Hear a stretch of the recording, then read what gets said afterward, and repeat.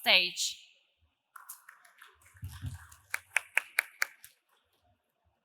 Stage is yours.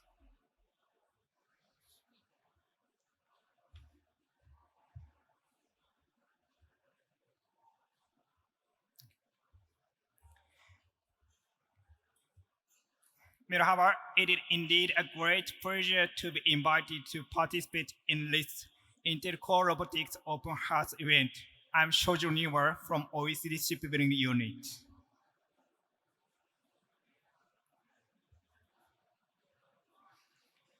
I briefly present OECD Shipbuilding Committees.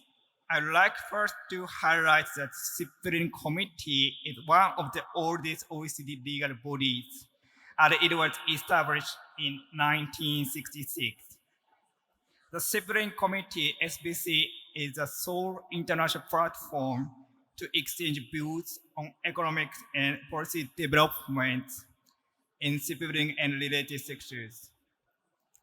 The objectives of shipbuilding committees are to contribute to establishing normal competitive conditions in the global shipping market, increasing transparency and improving the understanding of the market and related policies and the business climate, but enable growth and innovation in the industry.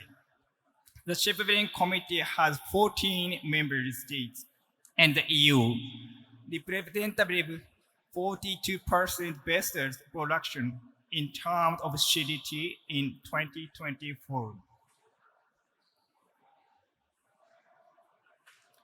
In this slide, I briefly introduce some of the project works of the shipbuilding committees. Reports, the SBC published two sorts of the reports. One is the monitoring reports on the shipbuilding industry, including price and cost, supply and demand, support measured by SBC and non-SBC countries.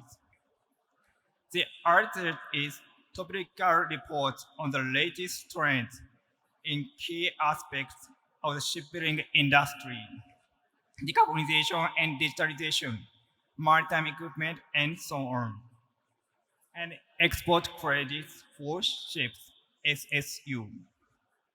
The OECD are currently discussing the modernization of the sector understanding on export credit for ships, SSU, in the OECD framework. The SSU provides a framework for the orderly use of officially supported export credit. And workshops. We organize workshops bringing together international shipbuilding stakeholders. The theme of the workshop was geopolitical development in 2025 and labor issues in 2024. A peer review, shipbuilding industry review. The SPC studies in depth the shipbuilding industry sector of member states and associates with detailed industry context, enriched through stakeholder engagement and feedback from committee participants. And next is shipbuilding market overviews. On the figure, the vertical axis shows the volume of the delivery ships, and navy blue color of bird is China, light blue is Europe, orange is Japan, green is Korea, and red is others.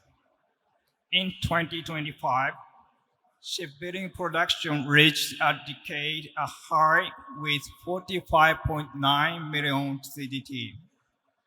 A CGT is the abbreviation of compensated gross tonnage and measures the standardistic metrics used to measure shipyard productivity.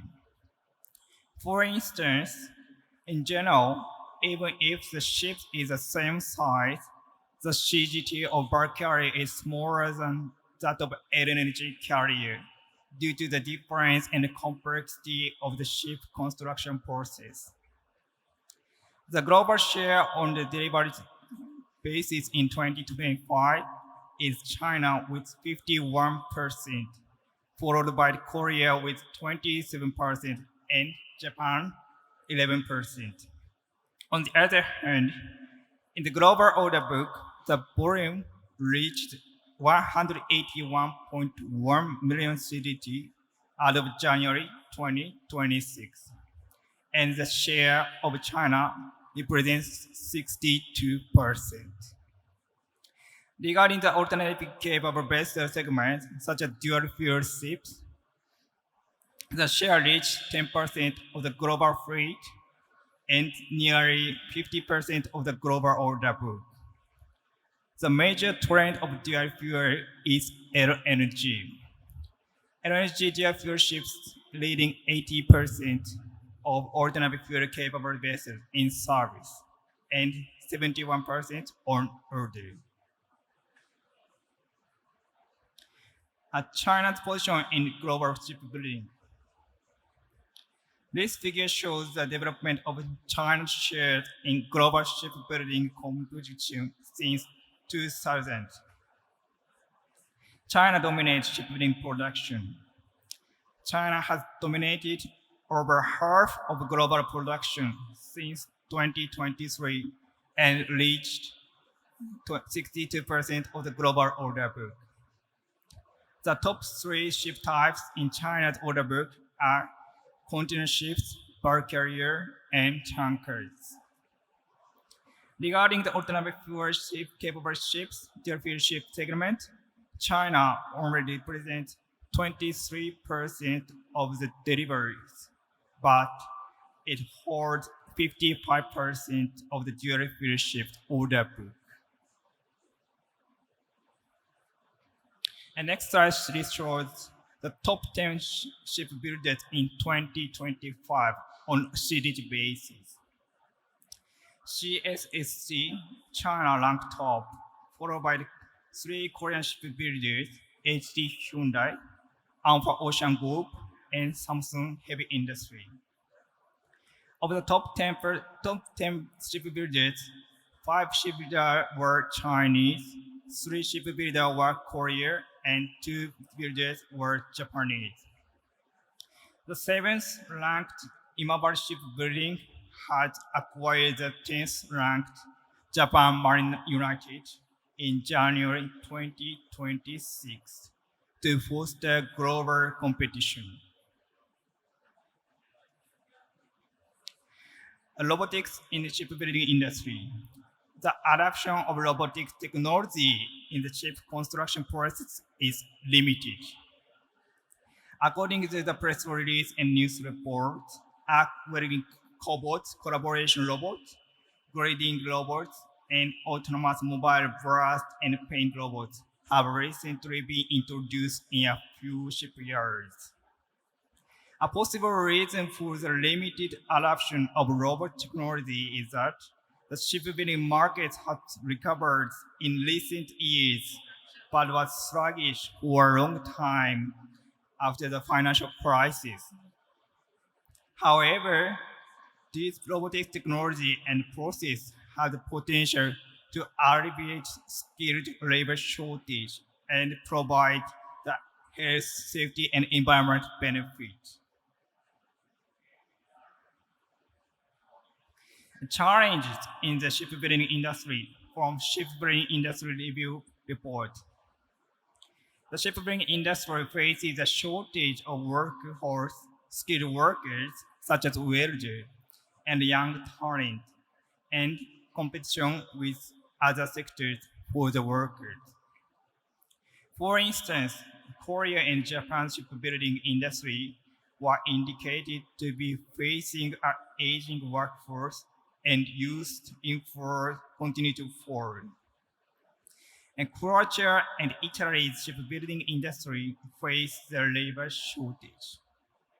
In fact, the workforce in Croatia decreased from 12,000 previous to approximately 4,300 in 2022, and that in Italy turned upward in 2015 but fell 37% from 2008 to 2014.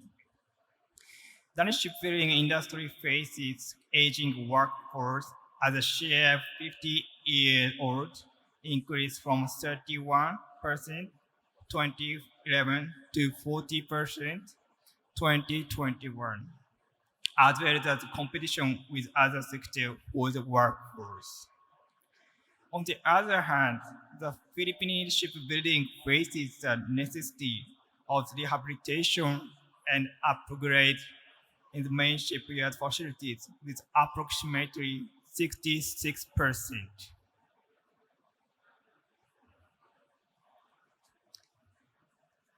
How to break through these challenges, in particular labor shortage? I briefly introduce some strategies, cooperation, and partnerships. According to news report and press release, China does not appear the labor shortage, but in January 2026, a Ganzhou Shipyard International, or CSSC Group, and Shenzhen Delivered Robotics signed cooperation agreement on joint research and development on robotics technology. In Korea, HD Hyundai announced in December 2025 the humanoid robot are targeted for development at shipyard site by 2027. And the Neural Robotics announced in January 2025 to jointly develop and test specialized robots for shipbuilding with HD Hyundai. Furthermore, in January 2026, Hanwha Ocean was reported to aim to fully automate welding process by 2030. In Japan, in January 2026, it was reported that the Japanese government will begin supporting development of AI-powered robots for domestic shipbuilding. Therefore, taking into account this strategy and cooperation, the introduction of robotics technology is expected to expand in the future to address the issue of labor shortage and improve shipbuilding productivity. In conclusion, the shipbuilding industry also recommends an introduction of smart technology to break through the challenge. The OECD especially hopes that shipbuilding industry develops sustainability together with the AI and robotics technology industry. Thank you very much, Diksha Adam.